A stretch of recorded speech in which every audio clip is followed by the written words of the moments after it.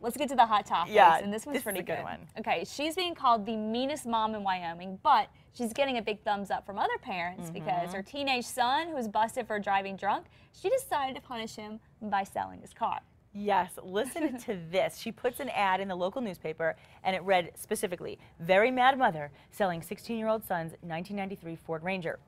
Drove 3 months before son forgot to use his brain and got caught drunk driving.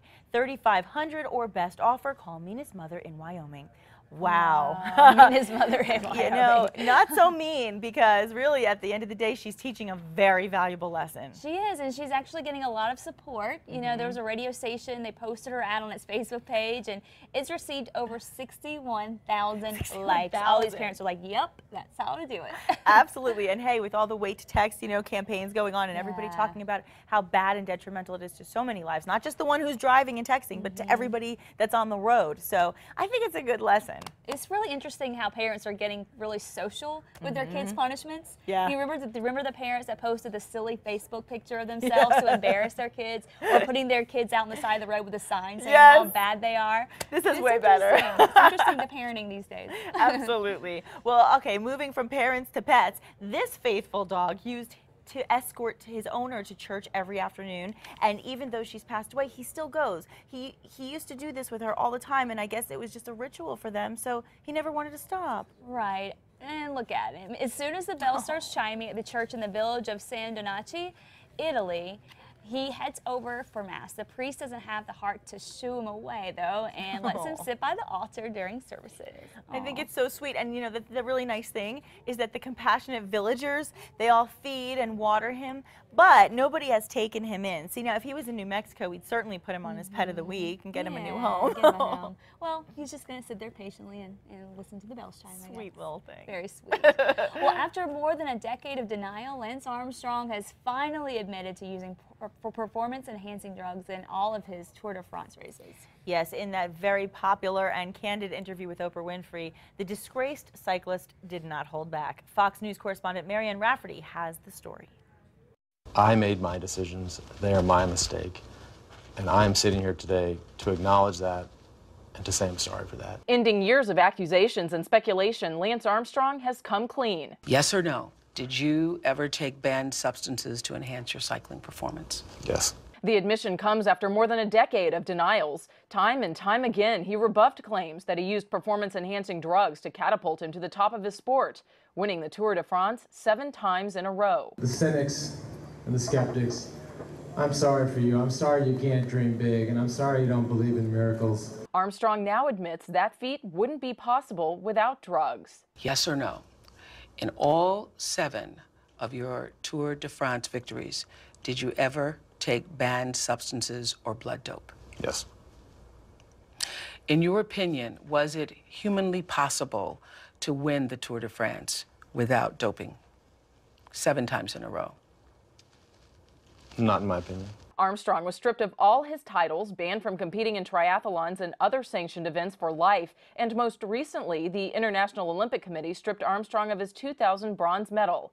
He also lost nearly all of his endorsements and was forced to cut ties with his charity organization, Livestrong. I'll spend the rest of my life trying to earn back trust and apologize to people for the rest of my life. The disgraced cyclist adds he never felt like he was cheating, only, as he puts it, leveling the playing field. In New York, Marianne Rafferty, Fox News.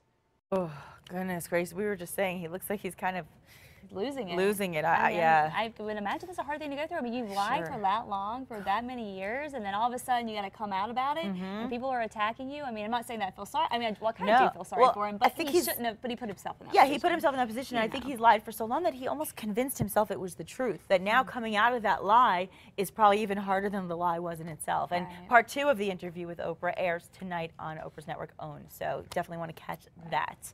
Now, moving on to the governor. He returns. We all try to do that impression and nobody gets it right. He returns to the big screen in The Last Stand, and as many of you already know, it was filmed right here in New Mexico. Yeah, Fox's Ashley Dvorkin has the details on what's new in theaters. I'm not gonna let them come through town. me how to fight. Former Governor Arnold Schwarzenegger returns to leading man action star status in The Last Stand, playing a sheriff who gathers a quirky crew, including jokester Johnny Knoxville, to guard their town from a fugitive who tries to cut through, making a run for the Mexican border. Here's our guy. In Broken City, you have Mark Wahlberg squaring off against Russell Crowe as a corrupt mayor sends an ex-cop to investigate his wife's affair. When you called, I didn't think it'd be for something like this. An assignment that quickly unravels into even more dangerous territory. I think you're about to see the bigger picture. Catherine Zeta-Jones helps lend her star power to that one. You will never find him. He is one of the disappeared ones. Speaking of star power, audiences will find Zero Dark 30's current Oscar nominee Jessica Chastain working double duty at the theater. First in that controversial film, which topped the box office in its nationwide release last week. And now she's introducing her first foray into the horror genre, Mama. You sure about this? Nope. A supernatural thriller about two young girls found after being lost in the woods for years, who return with a frightening secret. People I thought I trusted, man, I can't trust. I don't even know what. Meanwhile, in limited release, actor and rapper Common shows off his dramatic side in Love, a film about an 11-year-old boy learning tough life lessons while spending the day on the streets of Baltimore with his ex-con uncle. Love also features Charles S. Dutton, Danny Glover, and Dennis Haysbert. Smooth. Hold on. Big stars with a wide variety of movies, all heading your way. In New York, Ashley Dvorkin, Fox News. Wow. Some good stuff, a lot of action-packed stuff. Every week it seems like more and more good movies come out. I know, and I still have to catch up on those Oscar nominees, and I do, again, highly recommend Silver Linings Playbook. It's a wonderful movie. Yeah, so I want to see the Mark Wahlberg one, though, That's of gonna course. be a good one, And too. The Last Stand. I'm interested in just kind of finding the places that I recognize. Yes, well, we're moving away from movie weather and kind of outdoorsy weather now. because Yeah, it's that's warming true. up. Yeah, we'll have more weather coming up in a bit, but coming up next on Mexico Style, we're brushing up on doggy dental. Aww.